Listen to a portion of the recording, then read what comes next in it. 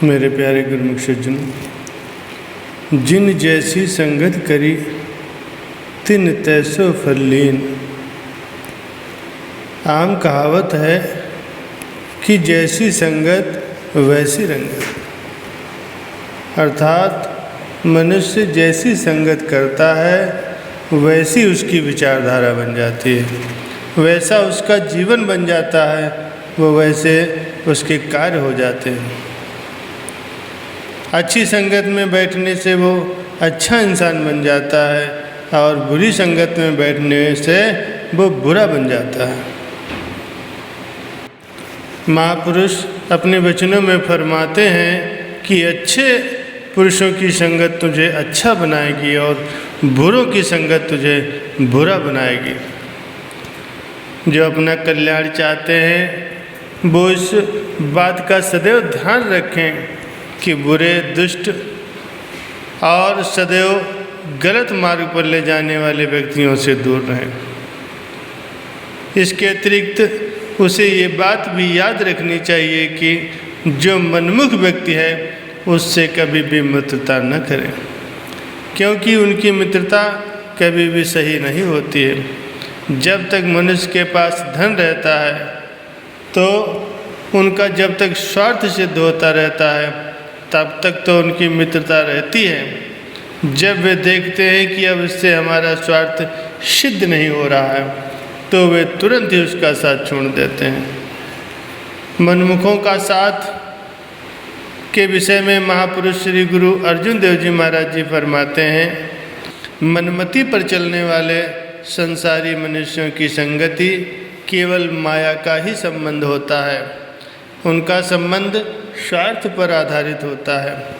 वे देखते देखते ही मनुष्य दूर हो जाते हैं और जब तक खाना पहनना मिलता रहता है अर्थात उनका स्वार्थ सिद्ध होता रहता है तब तक तो वो स्नेह रखते हैं, और जब मनुष्य के पास कुछ नहीं रह जाता तो वे उनका साथ छोड़ देते हैं। दूसरी बात कि आम संसारी जीव जब भी मिलेंगे तो माया की बातें करेंगे, काम धंधे की बातें करेंगे या दूसरों की निंदा चुगली करेंगे, कभी भी भक्ति की बात नहीं करते।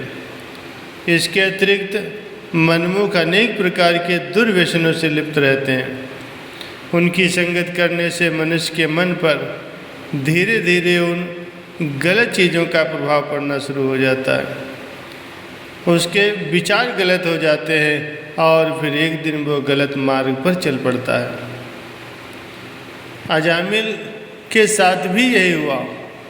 वो तो ब्राह्मण कुल का था, उसके माता पिता बड़े ही भगवत भक्त और सत्संगी थे, किंतु अजामिल ने यौवन अवस्था में जब प्रवेश किया तो उसके माता पिता का देहांत हो गया। चूँकि उसके पिता बड़े ही धनाढ़ व्यक्तियों के कुल पुरोहित थे, अतः धन की कमी घर में नहीं थी। उसके पड़ोसी ने जब देखा कि अजामिल के सिर पर अब माता पिता की छाया नहीं है तो उसने अजामिल के साथ मेल जोल मित्रता करना आरंभ कर दिया। वह व्यक्ति बहुत ही गलत विचारों का था।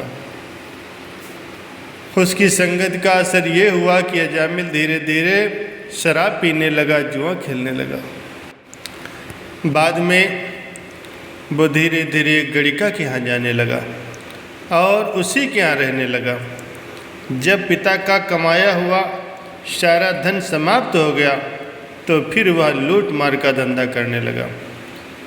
ये तो उसके पिछले जन्म के शुभ कर्म थे अथवा भगवान की उस पर विशेष कृपा थे कि संत मंडली उसके घर पहुंच गई और उसकी पावन संगति और उपदेश के प्रताप से उसके जीवन की धारा बदल गई और वो नरक के गर्त से निकलकर भगवान का भक्त हो गया। इसी प्रकार भक्त कल्याण दास की जीवन गाथा में भी ऐसा ही वर्णन आता है। वो एक जमींदार के पुत्र थे। माता पिता के शरीर त्यागने के बाद मनमुख और दुष्ट लोगों ने उसे घेरना आरंभ कर दिया, उसे अनेक प्रकार की बुराइयों और दुर्व्यसनों में धकेल दिया। जब तक उसके पास धन रहा उसकी हवेली में खूब महफिलें जमती, परंतु जैसे ही वो कंगाल हुआ धीरे धीरे सब साथ छोड़ गए। संसार की रीति ही यही है। महापुरुष श्री गुरु तेग बहादुर जी महाराज जी अपनी वाणी में फरमाते हैं कि ऐ मेरे मन, ये बात निश्चय जान लो कि सारा संसार अपने सुख के साथ बंधा हुआ, कोई भी किसी का साथी नहीं है। सुख के दिनों में कितने ही लोग मिलकर बैठते और संपन्न व्यक्ति को चारों ओर से घेरे रहते हैं, परंतु जब उस पर विपदा आती है तो सब साथ छोड़ जाते हैं, कोई भी उस मनुष्य के निकट नहीं आता। तो फिर ऐसे लोगों की संगत करने से क्या लाभ, जिनकी संगत में मनुष्य के अंदर अवगुण ही अवगुण भर जाए। मनुष्य गलत रास्ते पर चलकर बुराइयों का घर बन जाए और अपने जीवन को नरक में बना ले। महापुरुष अपनी वाणी में फरमाते हैं कि संगत करनी है तो संतों महापुरुषों की संगत करो, प्रभु के प्रेमी भक्तों की संगत करो।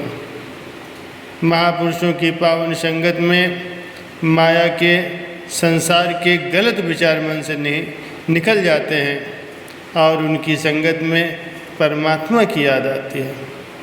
नाम में चित्त जुड़ता है और मनुष्य के मन में भक्ति के विचार उठते हैं। जैसा कि महापुरुष कथन करते हैं, कबीर संगत साध की साहिब आवे याद, लेखे में सोई घड़ी बाकी दिन बर्बाद। इसका स्वाभाविक परिणाम ये होता है कि प्रभु के सुमिरन के प्रताप से मनुष्य के मन से अवगुण दूर हो जाते हैं और उसमें सद्गुण बढ़ते जाते हैं, जिससे उसका मन चित्त निर्मल हो जाता है। जैसा कि महापुरुष श्री गुरु अर्जुन देव जी महाराज जी अपने वचनों में फरमाते हैं, महिमा साधु संग की सुनहु मेरे मीता, मैल खोई कोटि अग हरे निर्मल भय चीता। अर्थात है मेरे मन, ऐ मेरे मित्र, सत्संगी अर्थात संतों महापुरुषों की संगत करो, महापुरुषों की महिमा को सुनो। सत्संगत के प्रताप से मन की मैल दूर हो जाती है, करोड़ों पाप नष्ट हो जाते हैं और चित्त निर्मल हो जाता है। सत्संग के प्रताप से मनुष्य के अंदर ज्ञान और विवेक की उत्पत्ति होती है, जिससे वो श्रेय मार्ग अर्थात भक्ति के कल्याणकारी मार्ग पर चलने लगता है। फलस्वरूप उसका जीवन सत्यम शिवम सुंदरम बन जाता है। सत्संगत की महिमा शास्त्रों में वर्णन की गई है। सत्संगति बुद्धि की अज्ञानता को हरती है, वाणी में सत्य को खींचती है, सम्मान प्रदान करती है, पाप को दूर करती है, चित्त को प्रसन्न करती है। बताओ ऐसा कौन सा लाभ है जो सत्संग से नहीं होता।